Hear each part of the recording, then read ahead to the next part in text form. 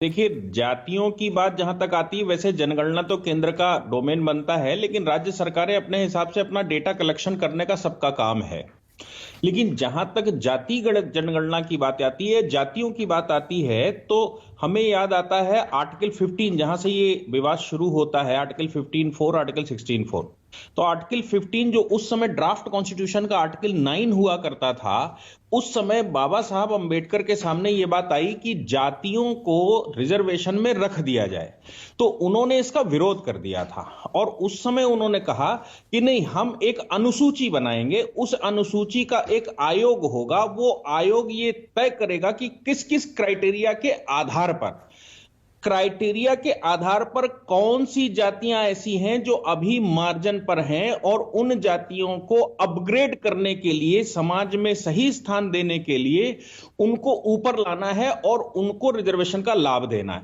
इसलिए उन्होंने व्यक्तिगत रूप से यह कहा था कि जाति नहीं लिखी जाएगी, शेड्यूल बनेगा। और इसीलिए वो जो हम शब्द इस्तेमाल करते हैं ना, वो है scheduled caste and scheduled tribe, यानी कि शेड्यूल बनाया जाएगा और उसके लिए, शेड्यूल के लिए एक कमीशन बना होगा। फिर आर्टिकल 335 उसमें जोड़ दिया गया और आर्टिकल 335 में यह कह दिया गया कि राष्ट्र की एडमिनिस्ट्रेटिव इफिशियंसी पर प्रभाव नहीं पड़ना चाहिए, ऐसी व्यवस्था हमको करनी है।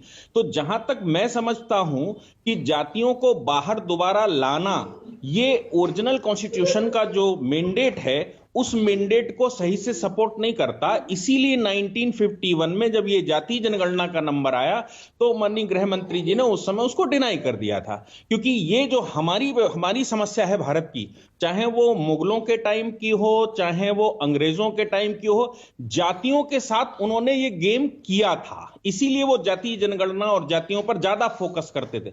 लेकिन स्वतंत्रता के बाद हमारा काम था कि हम जातियों से परे उठकर एक राष्ट्र की बात करें, लेकिन जो पिछड़ा तबका है उसको ऊपर लाने के लिए हम ये एक वो शेड्यूल बना दें, उस शेड्यूल की एक क्राइटेरिया हो, उस क्राइटेरिया में जो आएगा, जो भी आएगा।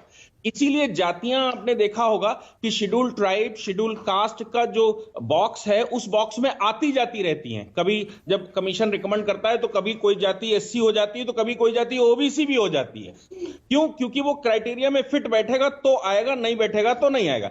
राज्य सरकारें या केंद्र सरकार को जाति आधार पर रिजर्वेशन का भी अधिकार नहीं है। यह बात आपको याद होगा जाट आरक्षण में, जिस समय जाट आरक्षण सरकार ने सीधा कर दिया था, तो सुप्रीम कोर्ट ने कहा था कि जाट आरक्षण आप कर नहीं सकते, क्योंकि यह क्राइटेरिया तय करने का काम केवल और केवल कमीशन का है। जब तक कमीशन अपने क्राइटेरिया पर खरा नहीं उतरता, तब तक किसी भी जाति को डायरेक्टली आप टच नहीं कर सकते। और वो आरक्षण जो है वो रिजेक्ट कर दिया गया था। तो मुझे लगता है कि जातीय आरक्षण की बजाय डेटा ये कलेक्ट करने की मतलब इंटेंशन होना चाहिए कि आखिर कौन से ऐसे लोग हैं जिनको उस क्राइटेरिया में जो कमीशन तय करे, ना कि सरकार तय करे। और कमीशन अगर उस पर डेटा कलेक्ट करता है तो समझ में आता है कि भाई कमीशन का अपना काम है। कमीशन का ये रोल ओरिजिनल कॉन्स्टिट्यूशन ने दिया था कि कमीशन तय करेगा कि किसको ऊपर लाना है और कौन पीछे रह गया है।